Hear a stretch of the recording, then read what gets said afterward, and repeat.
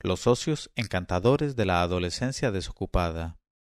El mozalbete de la cabeza dura y su hermana la del pie pequeño. Se cuenta, pero Alá es más sabio, que en una ciudad entre las ciudades de un país entre los países había un hombre honrado y sumiso a la voluntad del Altísimo, con una esposa excelente y temerosa del Todopoderoso.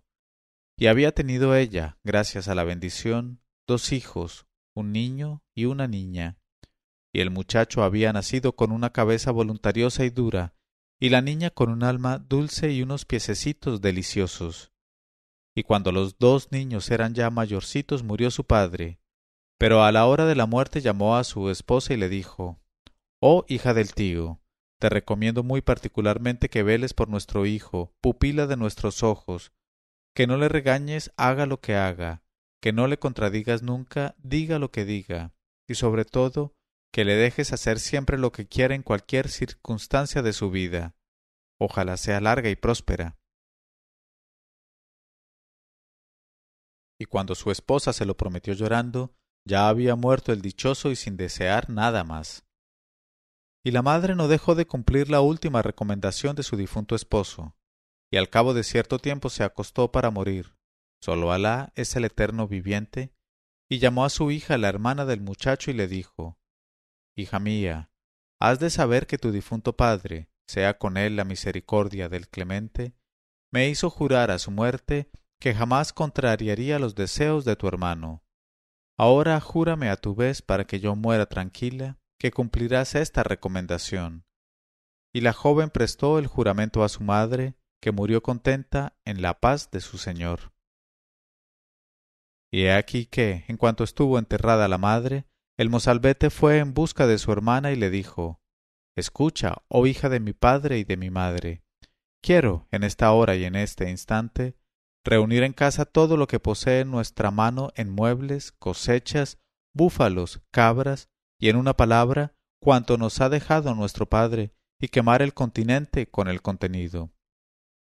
Y la joven llena de estupor abrió sus grandes ojos, y exclamó olvidando la recomendación: «Oh querido, pero si haces eso, ¿qué va a hacer de nosotros?». Y contestó él: «Ya verás». E hizo lo que había dicho, amontonando todo en la casa le prendió fuego, y se convirtió en llamas todo, bienes y fondos. Y advirtiendo el mozalbete que su hermana había conseguido esconder en casa de los vecinos diferentes objetos para salvarlos del desastre, se dedicó a la busca de las tales cosas y dio con ellas siguiendo las huellas de los piececitos de su hermana. Y cuando las encontró las prendió fuego a una tras de otra, continente y contenido. Pero los propietarios, mirándole con malos ojos, se armaron de horquillas y se pusieron en persecución del hermano y de la hermana para matarlos. Y le dijo la joven muriéndose de miedo: «Ya ves, oh hermano mío, lo que has hecho. Pongámonos en salvo, pongámonos en salvo». Y emprendieron juntos la fuga poniendo pies en polvorosa. Y estuvieron corriendo un día y una noche, y de tal suerte lograron escapar de los que aspiraban a su muerte, y llegaron a una hermosa propiedad en donde hacían la recolección unos labradores, y para poder vivir ambos hermanos se ofrecieron a ayudar, y en vista de su buena cara fueron admitidos. Y aquí que, días más tarde, estando el mozalbete solo en la casa con los 3 hijos del amo, les hizo 1000 caricias para atraerlos y les dijo: «Vamos a la era para jugar a que trillamos el grano». Y cogidos de las manos se fueron los 4 a la era consabida. Y para dar comienzo al juego el mozalbete hizo primero de grano, y los niños se divirtieron trillándole, aunque sin hacerle daño, lo preciso para que el juego resultase más a lo vivo.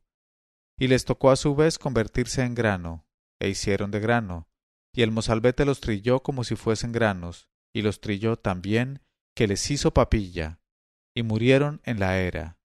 Y he aquí lo referente a ellos. Pero volviendo a la joven hermana del mozalbete, es el caso que, cuando notó la ausencia de su hermano, pensó fundadamente que estaría cometiendo alguna acción destructora, y se puso en busca suya, y acabó por encontrarle cuando acababa él de aplastar a los 3 niños, hijos del propietario. Y al ver aquello le dijo: «Pongámonos en salvo pronto, oh hermano mío, pongámonos en salvo pronto. Mira lo que has hecho. con lo bien que estábamos en esta propiedad, y cogiéndole de la mano le obligó a emprender la fuga con ella. Y como la cosa entraba en sus proyectos, se dejó él arrastrar, y partieron. Y cuando el padre de los niños regresó a la casa, y tras de buscar a sus hijos los halló hecho papillas en la era, y se enteró de la desaparición del hermano y de la hermana, exclamó encarándose con su gente: «Hay que echar a correr detrás de esos dos infames que han pagado nuestros beneficios y la hospitalidad matando a mis 3 hijos».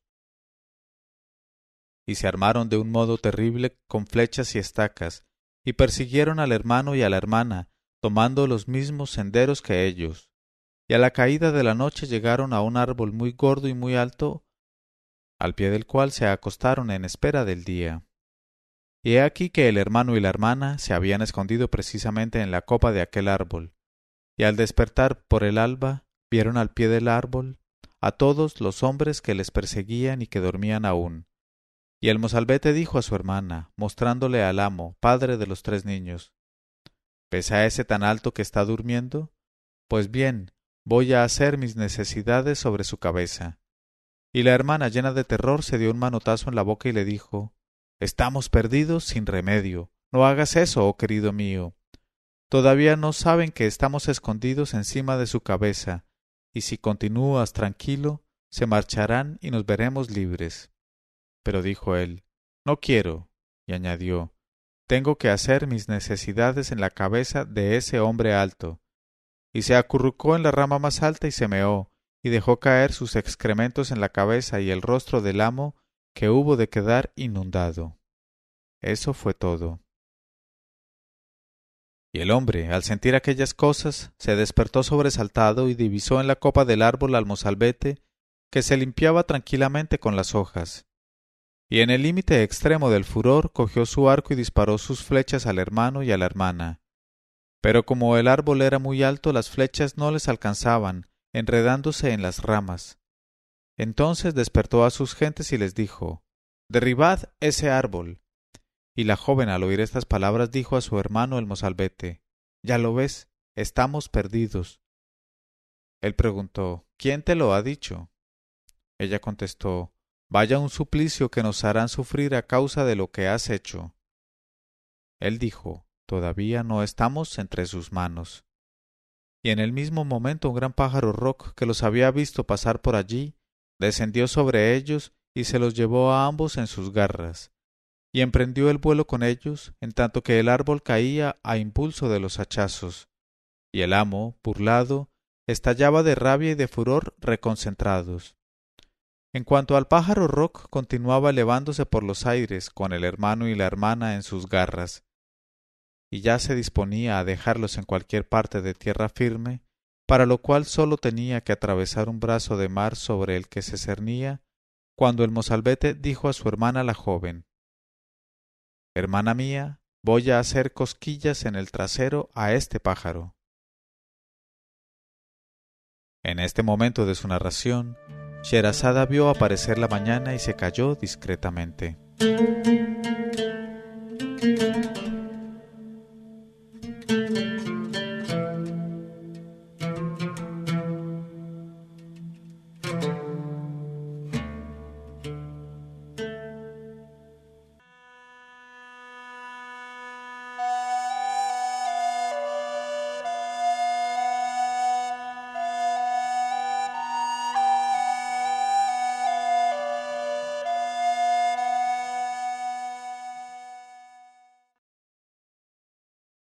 Pero cuando llegó la 82ª noche, ella dijo: «El mozalbete dijo a su hermana, la joven: «Hermana mía, voy a hacer cosquillas en el trasero a este pájaro». Y la joven, con el corazón agitado de espanto, exclamó con temblorosa voz: «Oh, por favor, querido, no hagas eso, no hagas eso, porque nos soltará y nos caeremos». Él dijo: «Tengo muchas ganas de hacer cosquillas en el trasero a este pájaro». Ella dijo: «Moriremos». Él dijo: «Lo haré, y va a ser así». E hizo lo que había dicho, y el pájaro cosquilleado se sobresaltó mucho de tanto como le desagradó la cosa y soltó su presa, que era el hermano y la hermana, y cayeron al mar y fueron a parar al fondo del mar, que era excesivamente profundo. Pero como sabían nadar, pudieron salir a la superficie del agua y ganar la orilla. Sin embargo, no veían nada y no distinguían nada, exactamente igual que si estuviesen en medio de una noche negra, porque el país en que se hallaban era el país de las tinieblas. Y el mozalbete, sin vacilar, buscó a tientas guijarros y restregó dos, uno contra otro, hasta que salieron chispas. Y recogió leña en gran cantidad, y con ella hizo un montón enorme, al que prendió fuego por medio de los dos guijarros. Y cuando ardió todo el montón, vieron claro. Pero en el mismo momento oyeron un espantoso mugido, como 1000 voces de búfalos salvajes reunidas en una sola. Y a la claridad de la hoguera vieron avanzar hacia ellos, terrible, una gula negra y gigantesca, que gritaba con sus fauces abiertas como un horno. ¿Quién es el temerario que enciende luz en el país que he consagrado a las tinieblas? Y a mi hermana le dio aquello mucho miedo, y con voz apagada dijo a su hermano el mozalbete: «Oh hijo de mi padre y de mi madre, esta vez vamos a morir indudablemente. Oh, tengo miedo a esa gula». Y se acurrucó contra él, dispuesta a morir y desmayada ya. Pero el muchacho, sin perder ni por un instante su presencia de ánimo, se irguió sobre ambos pies, hizo frente a la gula, y una a una cogió las mayores brasas ardientes de la hoguera y empezó a lanzarlas continuo en la ancha boca abierta de la gula. Y cuando de aquel modo hubo él arrojado la última brasa grande, la gula estalló por la mitad, y el sol alumbró de nuevo aquel país consagrado a las tinieblas. Porque volviendo su gigantesco trasero contra el sol, la gula le había impedido alumbrar aquella tierra. Y he aquí lo referente al trasero de la gula. Pero he aquí ahora lo que atañe al rey de aquella tierra. Cuando el rey que reinaba en el país hubo visto relucir el sol después de tantos años pasados en tinieblas negras, comprendió que la terrible gula había muerto. Y salió de su palacio, seguido de sus guardias, para ponerse en busca del valiente que había librado de la opresión y de la oscuridad al país. Y al llegar a orillas del mar, vio desde lejos el montón de leña que humeaba aún, y encaminó sus pasos por aquel lado. Y al ver avanzar toda aquella tropa armada con el rey que brillaba a su cabeza, la hermana se sintió poseída de un terror grande y dijo a su hermano: «Oh hijo de mi padre y de mi madre, huyamos, huyamos». Y preguntó él: «¿Por qué vamos a huir? ¿Y quién nos amenaza?». Ella dijo: «Por Alá sobre ti, vámonos antes de que nos den alcance esas gentes armadas que avanzan hacia nosotros». Pero dijo él: «No quiero». Y ni se movió siquiera. Y el rey llegó con su tropa a las proximidades de la hoguera humeante y encontró a la gula hecha 1000 pedazos, y junto a ella vio una pequeña sandalia de muchacha. Era una sandalia que se le había salido de su piececito a la hermana cuando corría a refugiarse con su hermano detrás de un montículo, a donde había ido él a tenderse para descansar algo. Y el rey dijo a sus gentes: «Indudablemente es una sandalia de la que ha matado a la gula y nos ha librado de la oscuridad. Buscad bien y la encontraréis». Y la joven oyó estas palabras y se atrevió a salir detrás del montículo y a acercarse al rey, y se arrojó a sus plantas implorando la salvaguardia. Y el rey vio en el pie de ella la sandalia compañera de la que se había encontrado. Y levantó a la joven y la besó y le dijo: «Oh joven bendita, ¿eres tú quien ha matado a esta terrible gula?». Ella contestó: «Es mi hermano, oh rey». Él preguntó: «¿Y dónde está ese valiente?». Ella dijo: «¿No le hará daño nadie?». Él dijo: «Al contrario». Entonces fue detrás de la roca y cogió de la mano al mozalbete que se dejó hacer, y le condujo a ella a presencia del rey, que le dijo: «Oh jefe de los valientes y corona suya, te doy en matrimonio a mi única hija y tomo por esposa a esta joven del pie pequeño, cuya sandalia me he encontrado». Y el muchacho dijo: «No hay inconveniente». Y vivieron todos en las delicias, contentos y prosperando. Luego dijo Sherazada: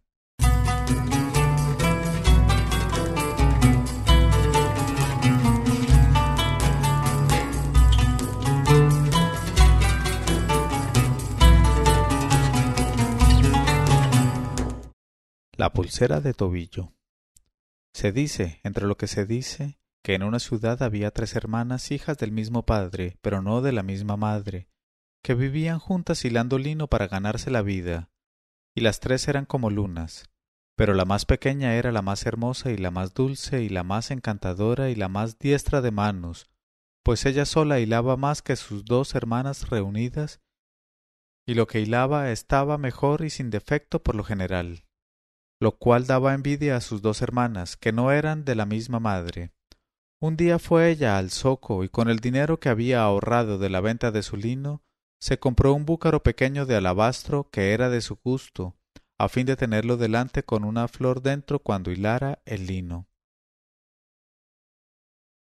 Pero no bien regresó a casa con su búcaro en la mano, sus 2 hermanas se burlaron de ella y de su compra, tildándola de derrochadora y de extravagante. Y muy conmovida y muy avergonzada no supo ella qué decir, y para consolarse cogió una rosa y la puso en el búcaro, y se sentó ante su búcaro y ante su rosa y se puso a hilar su lino. Y he aquí que el búcaro de alabastro que había comprado la joven hilandera era un búcaro mágico, y cuando su dueña quería comer, él le proporcionaba manjares deliciosos, y cuando ella quería vestirse, él la satisfacía. Pero la joven, temerosa de que le tuviesen más envidia todavía sus hermanas, que no eran de la misma madre, se guardó bien de revelarles las virtudes de su búcaro de alabastro, y en presencia de ellas aparentaba que vivía como ellas y vestía como ellas, y aún más modestamente. Pero cuando salían sus hermanas, se encerraba completamente sola en su cuarto, ponía delante de ella su búcaro de alabastro, le acariciaba dulcemente y le decía: «Oh bucarito mío, hoy quiero tal y cual cosa». Y al punto el búcaro de alabastro le proporcionaba cuantas ropas hermosas y golosinas había pedido ella. Y a solas consigo misma la joven se vestía con trajes de seda y oro, se adornaba con alhajas, se ponía sortijas en todos los dedos, pulseras en las muñecas y en los tobillos, y comía golosinas deliciosas, tras de lo cual el búcaro de alabastro hacía desaparecer todo. Y la joven lo cogía de nuevo e iba a hilar su lino en presencia de sus hermanas poniéndose delante el búcaro con su rosa. Y de tal suerte vivió cierto espacio de tiempo, pobre ante sus envidiosas hermanas y rica ante sí misma. Un día entre los días el rey de la ciudad, con motivo de su cumpleaños, dio en su palacio grandes festejos, a los cuales fueron invitados todos los habitantes. Y las 3 jóvenes también fueron invitadas, y las 2 hermanas mayores se ataviaron con lo mejor que tenían y dijeron a su hermana pequeña: «Tú te quedarás para guardar la casa». Pero en cuanto se marcharon ellas, la joven fue a su cuarto y dijo a su búcaro de alabastro: «Oh bucarito mío, esta noche quiero de ti un traje de seda verde, una veste de seda roja y un manto de seda blanca, todo de lo más rico y más bonito que tengas, y hermosas sortijas para mis dedos y pulseras de turquesas para mis muñecas, y pulseras de diamantes para mis tobillos. Y dame también todo lo preciso para que yo sea la más bella en palacio esta tarde». Y tuvo cuanto había pedido, y se atavió y se presentó en el palacio del rey, y entró en el harén, donde había festejos aparte reservados para las mujeres. Y apareció como la luna en medio de las estrellas, y no la reconoció nadie, ni siquiera sus hermanas, de tanto como realzaba su belleza natural el esplendor de su indumentaria. Y todas las mujeres iban a extasiarse ante ella y la miraban con ojos húmedos, y ella recibía sus homenajes como una reina, con dulzura y amabilidad, de modo que conquistó todos los corazones y dejó entusiasmadas a todas las mujeres. Pero cuando la fiesta tocaba a su fin, la joven, sin querer que sus hermanas regresasen a casa antes que ella, aprovechó el momento en que atraían toda la atención las cantarinas para deslizarse fuera del harén y salir del palacio. Mas, en su precipitación de huir dejó caer al correr una de las pulseras de diamantes de sus tobillos en la pila a ras de tierra que servía de abrevadero a los caballos del rey, y no advirtió la pérdida de su pulsera de tobillo, y volvió a casa, donde llegó antes que sus hermanas. Al día siguiente, en este momento de su narración, Sherazada vio aparecer la mañana y se calló discretamente.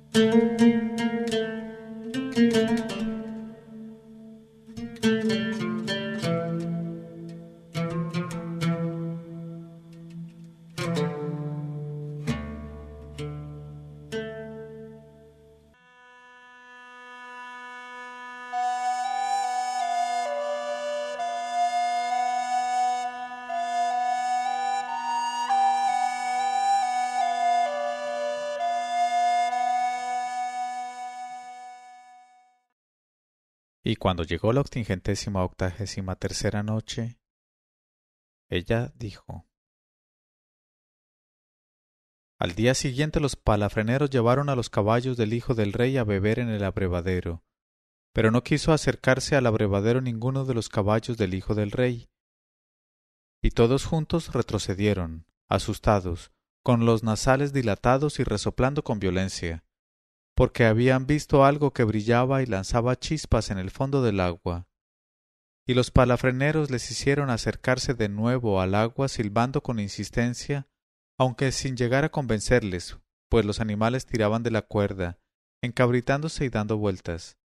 Entonces los palafreneros registraron el abrevadero y descubrieron la pulsera de diamantes que había dejado caer de su tobillo la joven. Cuando el hijo del rey, que según su costumbre vigilaba cómo se cuidaba a los caballos, hubo examinado la pulsera de diamantes que acababan de entregarle los palafreneros, se maravilló de la finura del tobillo que debía oprimir y pensó: por vida de mi cabeza, que no hay tobillo de mujer lo bastante fino para caber en una pulsera tan pequeña. Y la dio vueltas en todos sentidos y se encontró con que las piedras eran tan hermosas que la menor de entre ellas valdría por todas las gemas que adornaban la diadema de su padre el rey. Y se dijo: por Alá, que es preciso que tome yo por esposa a la propietaria de un tobillo tan encantador y dueña de esta pulsera. Y en aquella hora y en aquel instante se fue a despertar a su padre el rey, y le enseñó la pulsera, diciéndole: quiero tomar por esposa a la propietaria de un tobillo tan encantador y dueña de esta pulsera. Y el rey le contestó: oh hijo mío, no hay inconveniente, pero ese asunto incumbe a tu madre y ella es a quien tienes que dirigirte, porque yo no entiendo de esas cosas y ella entiende. Y el hijo del rey fue en busca de su madre, y enseñándole la pulsera y contándole la historia le dijo: tú eres, oh madre, quien puede casarme con la propietaria de un tobillo tan encantador, a la cual está unido mi corazón, porque mi padre me ha dicho que tú entendías de estas cosas y que él no entendía. Y se irguió sobre ambos pies y llamó a sus mujeres y salió con ellas en busca de la dueña de la pulsera. Y recorrieron todas las casas de la ciudad y entraron en todos los harenes, probando en el pie de todas las mujeres mayores y de todas las jóvenes la pulsera de tobillo. Pero todos los pies resultaron demasiado grandes para la estrechez del objeto. Y al cabo de 15 días de pesquisas vanas y pruebas, llegaron a casa de las 3 hermanas, y lanzó un estridente grito de alegría al comprobar que se ajustaba a maravilla al tobillo de la más pequeña. Y la reina besó a la joven, y también la besaron las demás damas del séquito de la reina. Y la cogieron de la mano, y la condujeron a palacio, donde al punto quedó decidido su matrimonio con el hijo del rey. Y comenzaron las ceremonias de las bodas, que debían durar 40 días y 40 noches. Y aquí que el último día después de ser conducida la joven al hammam, sus hermanas, a quienes se había llevado ella consigo a fin de que compartiesen su alegría y se convirtieran en grandes damas de palacio, la vistieron y la peinaron. Y como, confiada en el afecto que le mostraban, les había revelado ella el secreto y las virtudes del búcaro de alabastro, no les fue difícil obtener del búcaro mágico todos los trajes, todos los atavíos y todas las alhajas que se necesitaban para adornar a la recién casada como nunca fue adornada, hija de rey o de sultán. Y cuando acabaron de peinarla le clavaron en sus hermosos cabellos grandes alfileres de diamantes a manera de airón. Y he aquí que apenas quedó clavado el último alfiler, la joven desposada se metamorfoseó repentinamente en tórtola con un pequeño moño en la cabeza, y salió volando muy deprisa por la ventana del palacio. porque los alfileres que sus hermanas le habían clavado en los cabellos eran alfileres mágicos dotados del poder de transformar a las jóvenes en tórtolas, y la envidia que sentían ambas hermanas les había impulsado a pedir esos alfileres al búcaro de alabastro. Y las dos hermanas, que en aquel momento se encontraban solas con su hermana pequeña, se guardaron mucho de contar la verdad al hijo del rey, y se limitaron a decirle que su hermana había salido un momento y que no había vuelto. Y el hijo del rey, viendo que no aparecía, mandó hacer pesquisas por toda la ciudad y todo el reino, pero las pesquisas no dieron resultado, y la desaparición de la joven le sumió en la consunción y la amargura. Y he aquí lo referente al desolado hijo del rey consumido de amor. En cuanto a la tórtola, todas las mañanas y todas las tardes iba a posarse en la ventana de su joven esposo, y arrullaba con voz melancólica durante mucho rato. Y al hijo del rey le parecía que aquel arrullo respondía a su propia tristeza, y le tomó gran cariño. Y un día, al ver que ella no se asustaba aunque se acercase él, tendió la mano y la atrapó. Y la tórtola se echó a temblar entre sus manos y empezó a dar sacudidas sin dejar de arrullar tristemente. Y él se puso a acariciarla con delicadeza, alisándole las plumas y rascándole la cabeza. Y he aquí que, al rascarle la cabeza, sintió bajo sus dedos unos pequeños objetos duros como cabezas de alfiler, y los extrajo del moño delicadamente uno tras otro. Y cuando él le hubo sacado el último alfiler, la tórtola dio una sacudida y de nuevo se tornó en joven. Y ambos vivieron entre delicias, contentos y prosperando, y las dos malas hermanas se murieron de envidia y de una reconcentración de sangre, y Alá otorgó a los amantes numerosos hijos, tan hermosos como sus padres. Y aquella noche aún dijo Sherazada: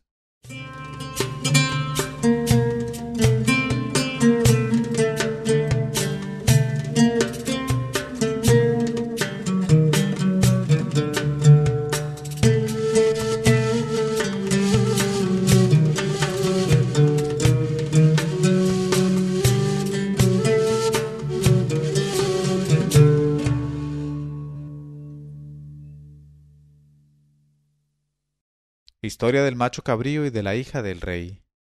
Se cuenta, entre lo que se cuenta, que en una ciudad de la India había un sultán a quien Alá, que es grande y generoso, había hecho padre de 3 princesas como lunas, perfectas en todos sentidos y deliciosas para la mirada del espectador.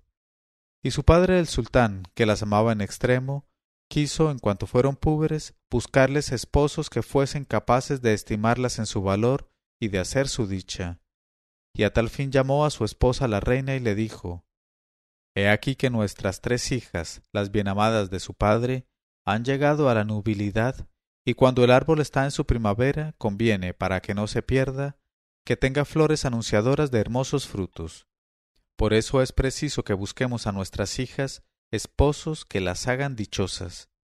Y dijo la reina: La idea es excelente.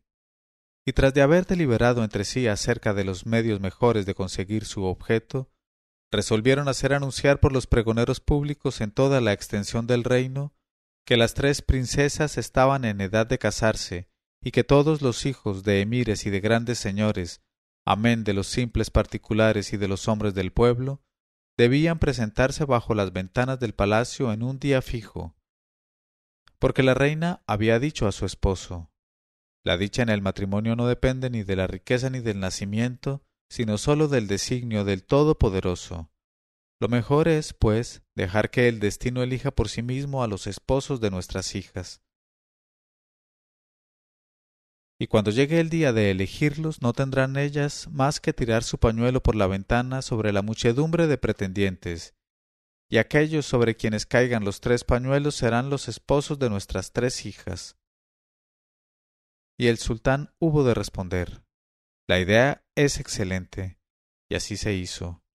De modo que cuando llegó el día fijado por los pregoneros públicos y se llenó con la muchedumbre de pretendientes el meidán que se extendía al pie del palacio, abrióse la ventana, y la hija mayor del rey apareció como la luna, la primera con su pañuelo en la mano, y tiró el pañuelo al aire, y se lo llevó el viento y lo hizo caer sobre la cabeza de un joven emir, brillante y hermoso. Luego apareció como la luna en la ventana la segunda hija del rey y tiró su pañuelo, que fue a caer sobre la cabeza de un joven príncipe tan hermoso y tan encantador como el primero. Y la tercera hija del sultán arrojó su pañuelo a la muchedumbre, y el pañuelo se agitó un instante, se inmovilizó un instante y cayó para ir a engancharse en los cuernos de un macho cabrío que se hallaba entre los pretendientes. Pero el sultán, aunque había prometido solemnemente su hija a cualquier espectador sobre quien cayera el pañuelo, tuvo por nula la experiencia y la hizo repetir. Y la joven princesa arrojó de nuevo al aire su pañuelo, que, tras de vacilar entre dos aires por encima del meidán, cayó con rapidez y en línea recta sobre los cuernos del mismo macho cabrío. Y el sultán, en el límite de la contrariedad, dio por nula esta segunda elección de la suerte e hizo repetir la prueba a su hija, y por tercera vez el pañuelo voltejeó algún tiempo en el aire y fue a posarse precisamente en la cabeza cornuda del macho cabrío. En este momento de su narración, Sherazada vio aparecer la mañana y se calló discretamente.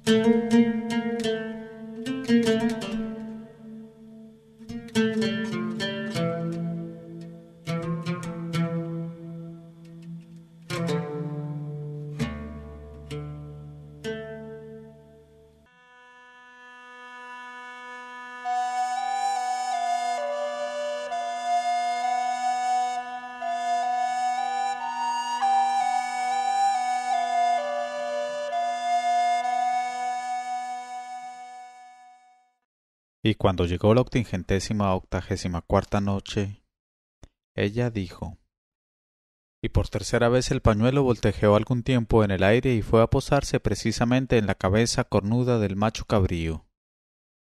Al ver aquello, el despecho del sultán padre de la joven llegó a sus límites extremos y exclamó él: No, por Alá, prefiero verla envejecer virgen en mi palacio a verla convertida en esposa de un macho cabrío inmundo. Pero a estas palabras de su padre, la joven se echó a llorar, y corrían por sus mejillas numerosas lágrimas, y acabó por decir entre dos sollozos: Ya que ese es mi destino, oh padre, ¿por qué quieres impedir que se cumpla? ¿Por qué interponerte entre mi suerte y yo? ¿No sabes que cada criatura lleva atado al cuello su destino? Y si el mío va atado a ese macho cabrío, ¿por qué impedirme que sea su esposa?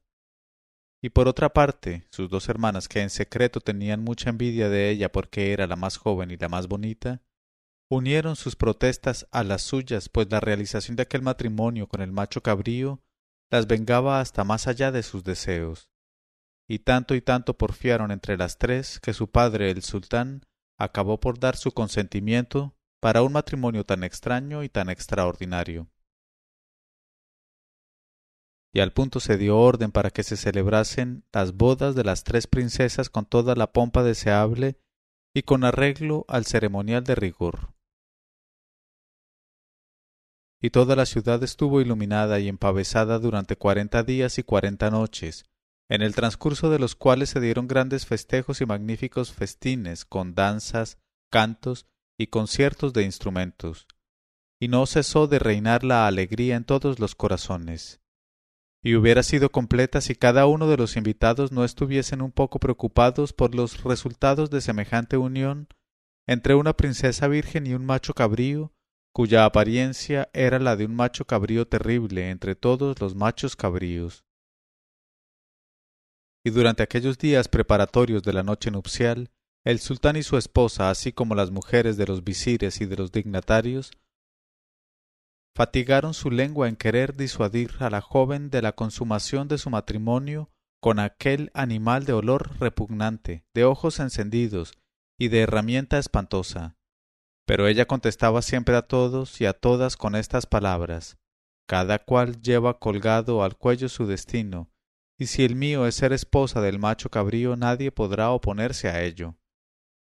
Y he aquí que, cuando llegó la noche de la consumación, se condujo a la princesa con sus hermanas al hammam, tras de lo cual las arreglaron, adornaron y peinaron, y cada cual fue conducida a la cámara nupcial que le tenía escrito el destino. Y sucedió lo que sucedió en cuanto a las dos hermanas mayores.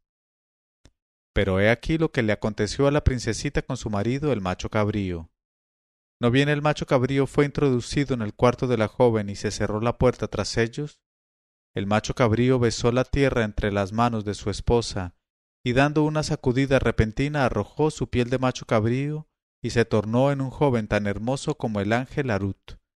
Y se acercó a la joven, y la besó entre ambos ojos, luego en el mentón, luego en el cuello, luego en todas partes, y le dijo: Oh vida de las almas, no intentes saber quién soy. Bástate saber que soy más poderoso y más rico que tu padre el sultán, y que todos los hijos del tío que tienen por esposos tus hermanas. Mucho tiempo hace que en mi corazón se albergaba tu amor, y hasta ahora no pude llegar hasta ti. Y si me encuentras a tu gusto y quieres conservarme, no tienes más que hacerme una promesa. Y la princesa, que encontraba al hermoso joven muy de su conveniencia y absolutamente de su gusto, contestó: ¿Y cuál es la promesa que tengo que hacerte? Dila y me someteré a ella, aunque sea muy difícil de cumplir, por el amor de tus ojos. Él dijo: La cosa es sencilla, ya, Seti. Únicamente pido que me prometas no revelar a nadie nunca el poder que poseo de transformarme a mi antojo, porque si alguien un día sospechase solamente que soy macho cabrío a la vez que ser humano, yo desaparecería al instante, y te sería difícil encontrar mis huellas. Y la joven le prometió la cosa con todo género de seguridades y añadió: Prefiero morir a perder un esposo tan hermoso como tú. Entonces, sin tener ya motivos fundados para desconfiar uno de otro, se dejaron llevar de su inclinación natural, y se amaron con un amor grande, y se pasaron aquella noche, noche de bendición, labios sobre labios y piernas sobre piernas, entre delicias puras y trueques encantadores. Y no cesaron en sus escarceos y empresas hasta que nació la mañana. Y el joven abandonó entonces las blancuras de la joven y recobró su forma prístina de macho cabrío barbudo, con cuernos, pezuñas hendidas, mercancías enormes y todo lo consiguiente. Y de cuanto había tenido lugar no quedó nada, a no ser algunas manchas de sangre en la toalla de honor. Y aquí que, cuando la madre de la princesa entró por la mañana, como es costumbre, a saber noticias de su hija y a examinar con sus propios ojos la toalla de honor, llegó al límite del asombro al observar que el honor de la joven estaba de manifiesto en la toalla, y que la cosa era indudable, y vio que su hija estaba lozana y contenta, y que a sus pies en la alfombra estaba sentado el macho cabrío rumiando discretamente. Y al ver aquello corrió en busca de su esposo el sultán padre de la princesa, que vio lo que vio, y no quedó menos estupefacto que su esposa.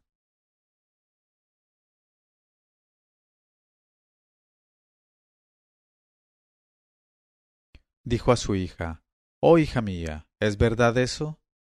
Ella contestó: Es verdad, padre mío. Él preguntó: ¿Y no te has muerto de vergüenza y de dolor? Ella contestó: Por Alá, ¿para qué iba a morirme siendo mi esposo tan diligente y tan encantador? Y la madre de la princesa preguntó: Por lo visto no tienes motivo de queja. Ella dijo: Ni por asomo. Entonces dijo el sultán: Si no tiene motivo de queja de su esposo es porque es feliz con él. ¿Y qué más podemos desear para nuestra hija? Y la dejaron vivir en paz con su esposo el macho cabrío. Al cabo de cierto tiempo, con motivo de su cumpleaños, organizó el rey un gran torneo en la plaza del Meidán, debajo de las ventanas de palacio, e invitó para aquel torneo a todos los dignatarios de su palacio, así como a los dos esposos de sus hijas. En cuanto al macho cabrío, no le invitó por no exponerse a la burla de los espectadores. Y comenzó el torneo. Y sobre sus corceles devoradores del aire, los caballeros justaron con grandes gritos, lanzando sus yerits. Y entre todos se distinguieron los dos esposos de las princesas. Y ya les aclamaba con entusiasmo la muchedumbre de espectadores, cuando entró en el Meidán un soberbio caballero que sólo con su aspecto hacía fruncir la frente de los guerreros, y provocó a justa, uno tras de otro, a los emires vencedores, y al primer disparo de su yerid los desmontó, y fue aclamado por la muchedumbre como héroe de la jornada. Así es que cuando el joven jinete pasó bajo las ventanas de palacio saludando al rey con su yerid, como es costumbre, las dos princesas lanzáronle miradas cargadas de odio. Pero la más joven, aunque reconoció en él a su propio esposo, no dejó traslucir nada en su rostro para no traicionar su secreto. Pero se quitó una rosa de sus cabellos y se la arrojó, y el rey, la reina y sus hermanas lo vieron y se disgustaron mucho. Y al segundo día hubo de celebrarse en el Meidán otra justa, y de nuevo fue héroe de la jornada el hermoso joven desconocido. Y cuando pasaba por debajo de las ventanas de palacio, la más joven de las princesas le arrojó ostensiblemente un jazmín que se había quitado de los cabellos. Y el rey y la reina y las dos hermanas lo vieron y se molestaron en extremo. Y el rey dijo para sí: ahora resulta que esta hija desvergonzada declara públicamente sus sentimientos a un extraño, no contenta con habernos hecho ver negro el mundo desde que se casó con el macho cabrío de perdición. Y la reina le lanzó miradas atravesadas, y sus dos hermanas se sacudieron las vestiduras con horror, mirándola.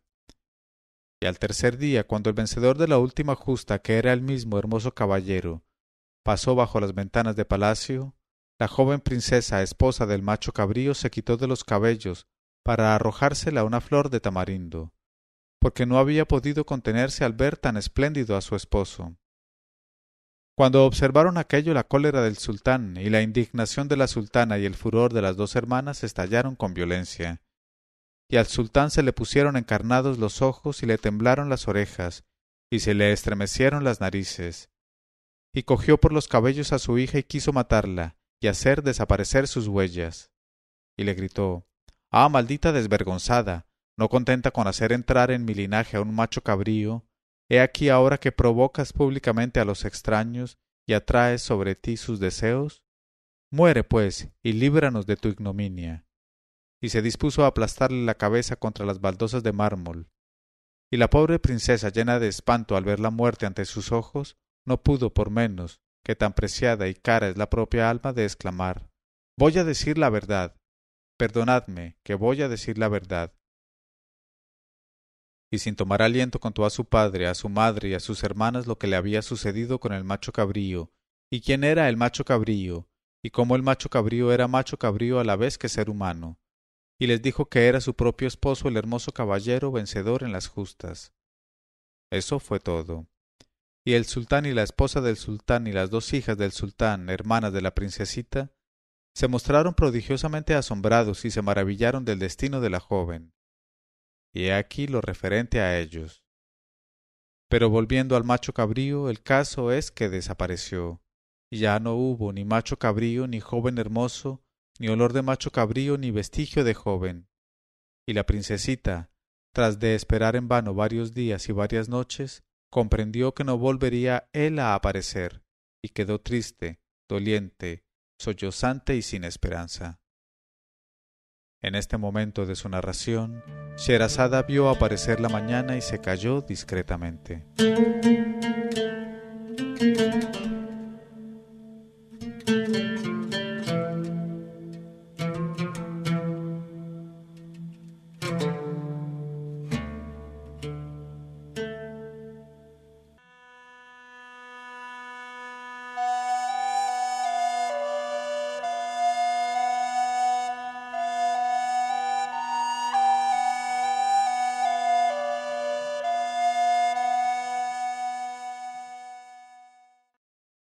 Y cuando llegó la 85ª noche, ella dijo: pero volviendo al macho cabrío, el caso es que desapareció, y ya no hubo ni macho cabrío, ni joven hermoso, ni olor de macho cabrío, ni vestigio de joven. Y la princesa, tras de esperar en vano varios días y varias noches, comprendió que no volvería él a aparecer, y quedó triste, doliente, sollozante y sin esperanza. Y vivió de tal suerte durante algún tiempo, entre lágrimas continuas y presa de la consunción, rehusando todo consuelo y toda distracción. y contestaba a cuantos trataban de hacerle olvidar su desdicha. Es inútil, soy la más infortunada entre las criaturas, y moriré de pena indudablemente. Pero antes de morir quiso saber por sí misma si en toda la extensión de la tierra de Alá existía una mujer tan abandonada de la suerte y tan desgraciada como ella, y primero decidió viajar e interrogar a todas las mujeres de las ciudades por donde pasara. Luego abandonó aquella primera idea para hacer construir, sin reparar en gastos, un hammam espléndido, que no tenía igual en todo el reino de la India, e hizo que los pregoneros públicos anunciasen por todo el imperio que la entrada al hammam sería gratuita para todas las mujeres que quisieran ir a bañarse ahí, pero a condición de que cada favorecida contase a la hija del rey, para distraerla, la desdicha mayor o la mayor tristeza que hubiera afligido su vida. En cuanto a las que no tuviesen nada que contar a este respecto, no tenían permiso para entrar en el hammam. Así es que no tardaron en afluir al hammam de la princesa todas las afligidas del reino, todas las abandonadas de la suerte, las desgraciadas de todos los colores, las miserables de todas las especies, las viudas y las divorciadas, y cuantas, de una manera o de otra, fueron heridas por las vicisitudes del tiempo y las traiciones de la vida. Y cada una antes de bañarse contaba a la hija del rey lo que había experimentado de más entristecedor en su vida. Las hubo que contaron el número de golpes con que las gratificaban sus esposos, y las hubo que vertieron lágrimas al hacer el relato de su viudez, en tanto que otras manifestaban su amargura por ver que sus esposos daban preferencia sobre ellas a cualquier rival horrible y vieja, o a cualquier negra de labios de camello. Y hasta las hubo que tuvieron palabras conmovedoras para hacer el relato de la muerte de un hijo único o de un marido muy amado. Y de tal suerte transcurrió en el hammam un año entre historias negras y lamentaciones. Pero la princesa no dio con una mujer entre los millares que había visto, cuya desdicha pudiese compararse con la suya en intensidad y en profundidad, y cada vez sumíase más en la tristeza y en la desesperación. He aquí que un día entró en el hammam una pobre vieja, temblorosa ya bajo el soplo de la muerte, que se apoyaba en un báculo para andar, y se acercó a la hija del rey, y le besó la mano y le dijo: «Por lo que a mí respecta, ya Seti, mis desdichas son más numerosas que mis años, y antes de acabar de contártelas se me secaría la lengua. Por eso no te diré más que la última desgracia que me ha ocurrido, y que, por cierto, es la mayor de todas, pues es la única cuyo sentido y motivo no comprendí. Y esa desgracia me aconteció ayer precisamente durante el día. Y si estoy temblando tanto delante de ti, ya Seti, es por haber visto lo que he visto. Escucha. Has de saber, ya Seti, que por toda Hacienda no poseo más que esta única camisa de cotonada azul que ves sobre mí. Y como necesitaba lavarla a fin de que me fuese posible presentarme de una manera conveniente en el hammam de tu generosidad, me decidí a ir a la orilla del río, a un lugar solitario donde pudiese desnudarme sin ser vista y lavar mi camisa. Y la cosa se hizo sin contratiempos, y ya había lavado mi camisa y la había tendido al sol en los guijarros, cuando vi avanzar en dirección mía una mula sin mulero que iba con 2 odres llenos de agua. Y creyendo que el mulero llegaría enseguida, me apresuré a ponerme mi camisa, que sólo estaba seca a medias, y dejé pasar a la mula. Pero como no veía ni mulero ni sombra de mulero, sentí gran perplejidad al pensar en aquella mula sin dueño que marchaba por la ribera, meneando la cabeza, segura del camino y de la dirección que llevaba. E impulsada por la curiosidad me erguí sobre ambos pies y la seguí de lejos. Y pronto llegó ante un montículo, no muy separado de la orilla del agua, y se detuvo, golpeando la tierra con un casco. Y por 3 veces golpeó así la tierra con el casco de su pata derecha, y al tercer golpe se entreabrió el montículo, y la mula descendió al interior por una pendiente suave. Y a pesar de mi sorpresa extremada, no pude impedir a mi alma seguir a aquella mula, y entré en el subterráneo detrás de ella. Y no tardé en llegar de tal suerte a una cocina grande que, sin duda alguna, debía ser la cocina de algún palacio de debajo de tierra, y vi hermosas marmitas alineadas por orden en los fogones, cantando y esparciendo un tufillo de primer orden que dilató los abanicos de mi corazón, y vivificó las membranas de mis narices. Y se me despertó un gran apetito, y mi alma anheló ardientemente probar aquella cocina excelente, y no pude resistir a las solicitudes de mi alma. Y como no veía cocinero, ni pinche, ni nadie a quien pedir algo por Alá, me acerqué a la marmita que exhalaba más exquisito olor y levanté la tapa, y me envolvió una gran nube aromática, y desde el fondo de la marmita me gritó de repente una voz: que esto es para Nuestra Señora, no lo toques o morirás. Y yo, poseída de espanto, dejé caer la tapa sobre la marmita y salí de la cocina a escape. Y llegué a una segunda sala un poco más pequeña, en la que estaban alineados en bandejas pasteles de buena calidad y tortas que olían bien, y una porción de cosas de primer orden buenas de comer. Y sin poder resistir a las solicitaciones de mi alma, tendí la mano hacia una de las bandejas y cogí una torta húmeda y tibia todavía. Y he aquí que recibí en la mano un cachete que me hizo soltar la torta, y de en medio de la bandeja salió una voz que me gritó: que esto es para Nuestra Señora, no lo toques o morirás. Y mi susto llegó a sus límites extremos y corrí en línea recta, temblándome mis viejas piernas que me fallaban. Y después de cruzar galerías y galerías, me vi de pronto en una gran sala abovedada, de una belleza y una riqueza que nada tenían que envidiar a los palacios de los reyes, sino al contrario. Y en medio de aquella sala había un gran estanque de agua viva, y alrededor de aquel estanque había 40 tronos, uno de los cuales era más alto y más espléndido que los demás. Y no vi a nadie en aquella sala, que sólo estaba habitada por la frescura y la armonía. Y llevaba allí un rato admirando toda aquella hermosura, cuando, en medio del silencio, hirió mis oídos un ruido semejante al que hacen esas pezuñas de un rebaño de cabras al andar por las piedras. Y sin saber de qué podía tratarse, me apresuré a esconderme debajo de un diván que estaba apoyado en la pared, de modo que pudiese mirar sin ser vista. Y el ruido de las pezuñas golpeando el suelo se acercó a la sala, y enseguida vi entrar 40 machos cabríos de barbas largas, y el último iba montado en el penúltimo, y todos fueron a colocarse en buen orden, cada cual ante un trono alrededor del estanque, y el que cabalgaba en su compañero se apeó del lomo de su cabalgadura y fue a colocarse ante el trono principal. Luego todos los demás machos cabríos se inclinaron ante él, dando con la cabeza en el suelo, y así permanecieron un momento sin moverse.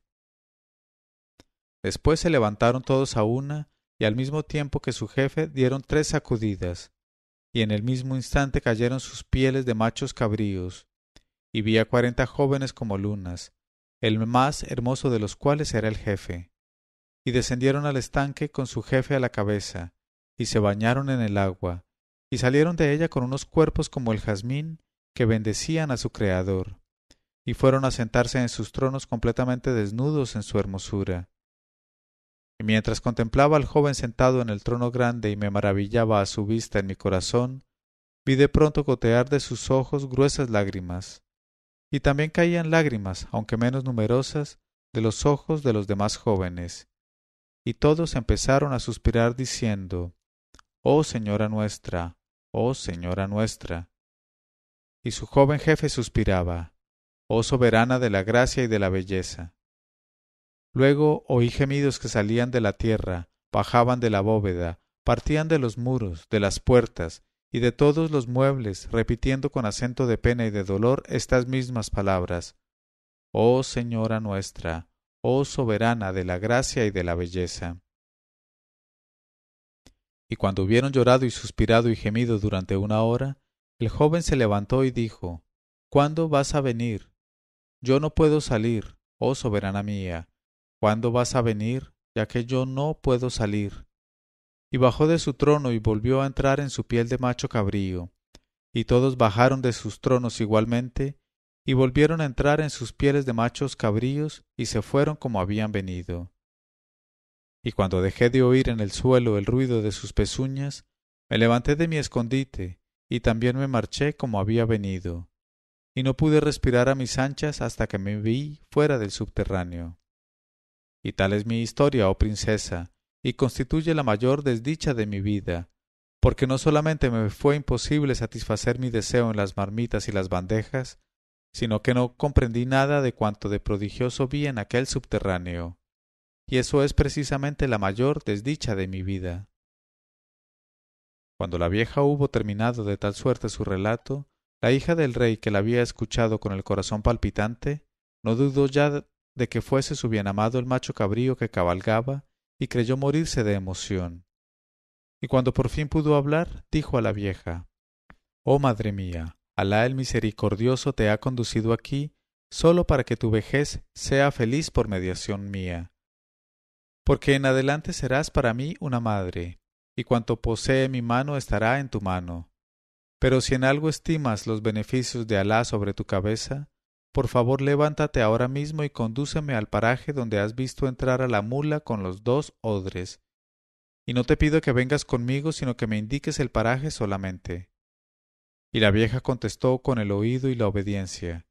Y cuando se alzó la luna sobre la terraza del hammam, salieron ambas y fueron a la orilla del río. Y enseguida vieron a la mula que iba en dirección suya, cargada con sus 2 odres llenos de agua. Y la siguieron de lejos, y la vieron llamar con el casco al pie del montículo, y adentrarse en el subterráneo abierto delante de ella. Y la hija del rey dijo a la vieja: «Espérame aquí». Pero la vieja no quiso dejarla entrar sola y la siguió no obstante su emoción. Y entraron en el subterráneo y llegaron a la cocina, y de todas las hermosas marmitas rojas alineadas por orden en los hornillos y que cantaban con armonía, se exhalaban tufillos de primer orden que dilataban los abanicos del corazón, vivificaban las membranas de las narices y disipaban las preocupaciones de las almas en pena. Y a su paso se alzaban por sí mismas las tapas de las marmitas, y salían de ellas voces alegres que decían: «Bienvenida sea Nuestra Señora, bienvenida». Y en la segunda sala estaban alineadas las bandejas que contenían pasteles excelentes y tortas ahuecadas y otras cosas buenas y tiernas que halagaban la vista del espectador. Y de todas las bandejas y del fondo de las artesas que contenían el pan reciente, exclamaban voces dichosas a su paso: «Bienvenida, bienvenida». Y el aire mismo parecía agitado en torno de ellas por estremecimientos de dicha y resonaba con exclamaciones de júbilo. Y la vieja, que veía y oía todo aquello, dijo a la hija del rey, mostrándole la entrada de las galerías que conducían a la sala abovedada: «Oh mi señora, por ahí es por donde tienes que entrar.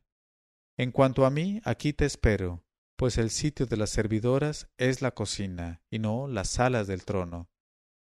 Y la princesa, cruzando las galerías, penetró sola en la sala grande que le había descrito la vieja, mientras a su paso las alegres voces hacían conciertos de bienvenida. En este momento de su narración, Sherazada vio aparecer la mañana y se calló discretamente.